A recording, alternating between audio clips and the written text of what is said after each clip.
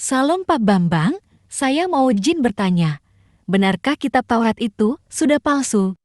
Mohon pencerahannya. Jadi sebetulnya gini ya, Alkitab kita itu kan perjanjian lama dan perjanjian baru ya. Perjanjian lama itu sesungguhnya Alkitab yang sama yang dimiliki oleh orang Yahudi di seluruh dunia.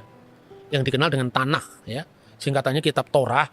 Torah itu kelima buku Musa itu, kemudian kitab nabi-nabi dan tulisan-tulisan suci yang lain yang diawal dari Mazmur. Dikenal dengan Ketubim. Makanya Yesus mengatakan seperti yang tertulis tentang anak manusia dalam kitab Taurat Musa, dalam kitab nabi-nabi dan dalam Mazmur. Karena Mazmur itu dalam sistematik kuno itu buku pertama dari Ketubim, yaitu tulisan-tulisan lain selain Nebiim dan Torah. Nah, itu Taurat yang sama. Jadi, baru yang kedua, itu perjanjian baru. Jadi yang kita sebut perjanjian lama itu sebetulnya kitab Yahudi. Jadi kalau kita membaca Taurat dalam bahasa Ibrani itu Tauratnya Yahudi sekaligus Tauratnya Kristen.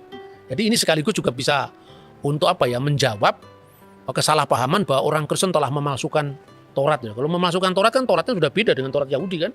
Orang Yahudi yang tidak percaya Yesus pun membaca Taurat yang sama.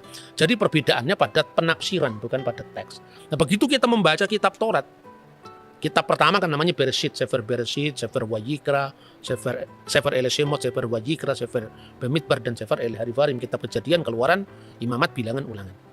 Kita membaca pertama, kitab suci kita ini, ya tentu dari kanan ke kiri. Ya, karena kalau bahasa Ibrani itu seperti bahasa Arab, kanan ke kiri. Itu di situ sudah ada Tritunggal. Coba dibaca Bereshit pasal 1, ayat 1 sampai dengan ayat 3 dalam bahasa aslinya.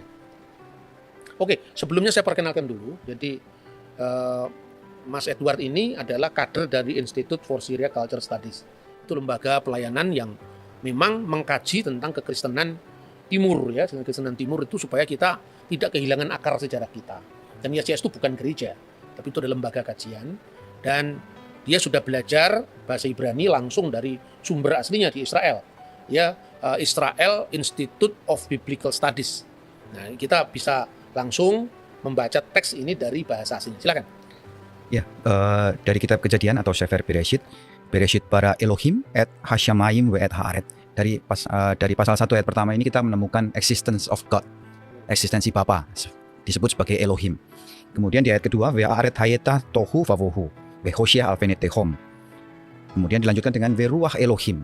Di sini pribadi Allah yang kedua adalah ruach Elohim atau Roh Kudus atau Roh Allah. Ve ruach Elohim merachefet alfnei hamayim. Nah, di ayat ketiga kita menemukan pribadi yang ketiga, Vayomer Elohim, Amar Elohim atau Logos. Berfirmanlah Allah, Yehior, Vayehior. Jadilah terang, dan terang itu pun jadi. Karena hanya dengan berfirman Allah bisa menciptakan segala sesuatu. Oke Pak Bambang, penjelasan Anda sangat mencerahkan dan menguatkan iman kami. Terima kasih, Tuhan Yesus memberkati.